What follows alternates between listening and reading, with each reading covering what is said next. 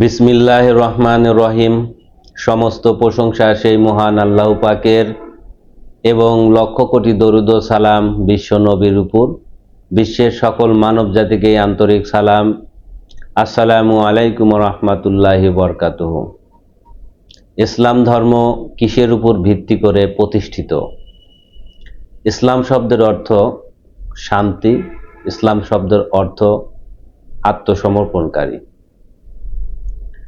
যখন একজন মানুষ তার নিজের উপরে সর্বপ্রথম শান্তি প্রতিষ্ঠিত করে, তখন তাকে আত্মসমর্পণ করতে হয়। কার কাছে?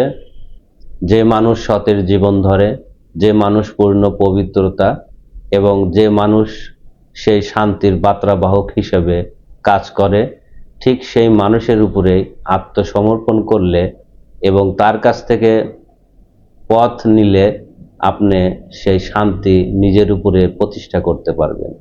আর আপনি নিজে যখন সেই পূর্ণ পবিত্রতা বা সেই সতের জীবন ধারণ করবেন, তখন আপনার যে আশেপাশের যে লোকজন বা মানুষ, তারা সবাই সেই শান্তির ভাগ বা সেই শান্তির ছায়ার তলে আসবে।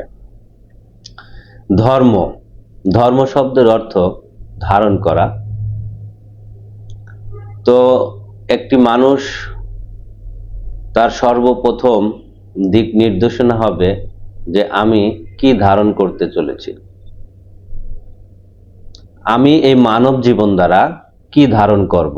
আমি যদি পূর্ণ পবিত্রতার ভিতর দিয়ে আমার জীবনকে প্রতিষ্ঠিত করি, যেমন আল কোরআন বলেছে, তুমি তোমার স্বীয় অন্তর বা আত্মাকে পবিত্র করো, তাহলে নিশ্চয় এখানে আমাকে সেই পবিত্রতার জীবন ধারণ করতে হবে। আর পবিত্রতার জীবন ধারণ করলেই আমার উপরে বা সামাজিক যে পরিবার আছে তার উপরে শান্তি প্রতিষ্ঠিত হবে। আর আমি যদি সেই শান্তির ভিতরে নিজেকে প্রতিষ্ঠিত না করতে পারি, তাহলে এই সমাজেও শান্তি প্রতিষ্ঠিত হতে পারে না। এটা মহাসত্য। তারপরে আসি ধারণ করার বিষয়বস্তু। এই মানব জীবনে যখন আমরা আসি, তখন আমাদেরকে ধারণ করতে হয়। সেই ধারণ করা বস্তুগুলো আমি আপনাদের সামনে পয়েন্ট টু পয়েন্ট তুলে ধরছি। যখন পিতার থেকে একটি শুক্রাণু বা জীবন সেই মাতৃগর্ভে গিয়েছিল, ঠিক তখন আমার আপনার এই জন্মসূত্র বা এই জন্মের প্রভাব বা বিস্তার ঘটে। সেখান থেকে মাতৃগর্ভে আমাদের সাথে যে অস্তিত্ব যোগ লাগে, সেটা হলো এই ধারণকৃত বিষয়বস্তু।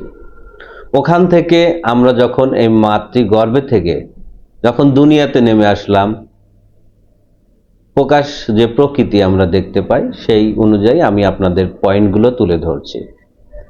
ঠিক এখানে এসে আমরা দুনিয়াতে যা প্রকৃতিতে আল্লাহ পাক সৃষ্টি করেছেন, সেগুলো আমরা খেয়ে থাকি। খেয়ে আমরা আমাদের জীবন ধারণ করি বা আমরা আমাদের অস্তিত্বকে টিকিয়ে রাখি। তাহলে এভাবে প্রতিনিয়তই আমরা নিজেকে ধারণ করে চলছি।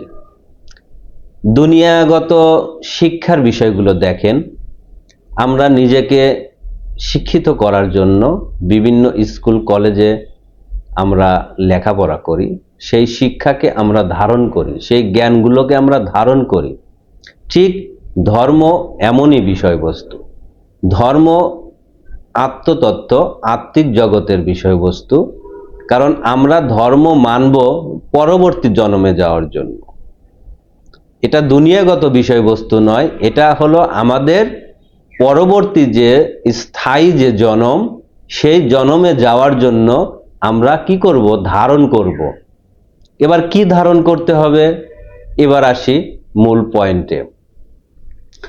যখন আমরা এই মানব জন্মের সূত্র আমরা পেয়েছিলাম, তখন আমাদের ফার্স্ট সূত্র হয়েছিল একটি জীবনের উপর ভিত্তি করে। সেই জীবনের উপর ভিত্তি করে আমাদের এই অস্তিত্ব হলো।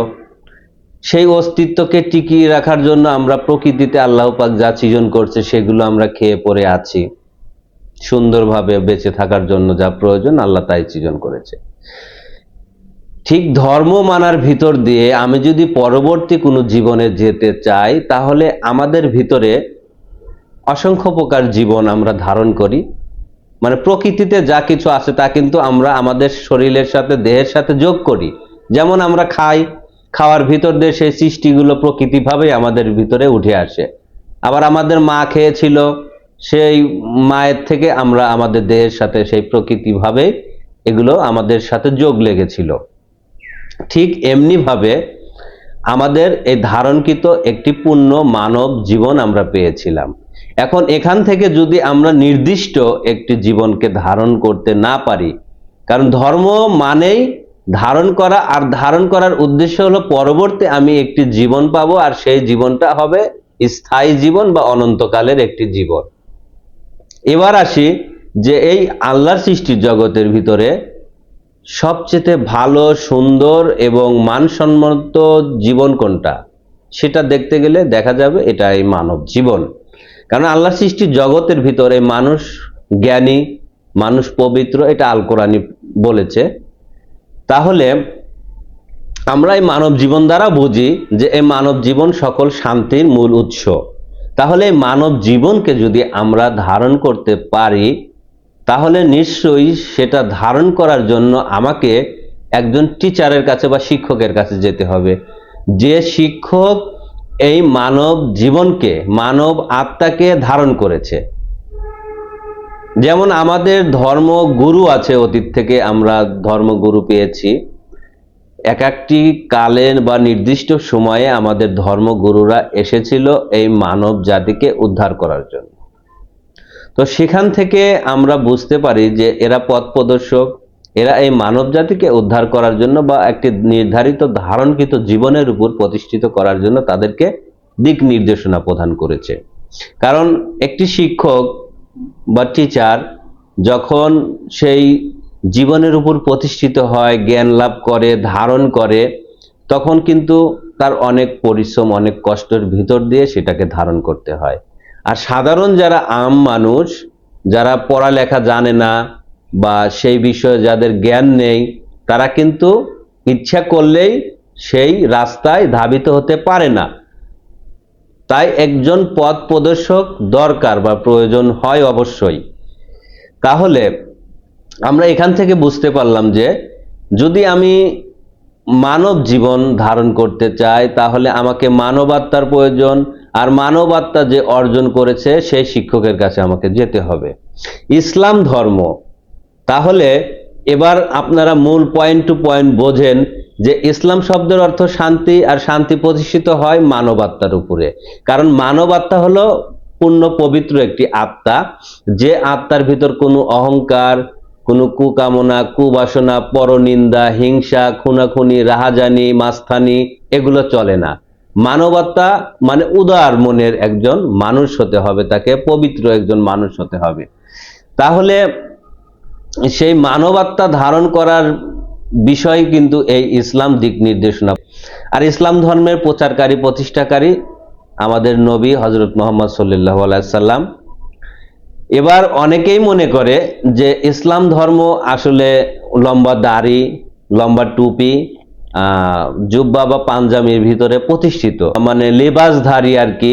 যারা মানুষ, আম মানুষ মনে করে যে এরা এত সুন্দর লেবাস ধারণ করছে, নিশ্চয়ই এরা আল্লাহ আল্লাহ বা এরাই প্রকৃত ধর্মের ধারণকৃত জীবন পালন করে।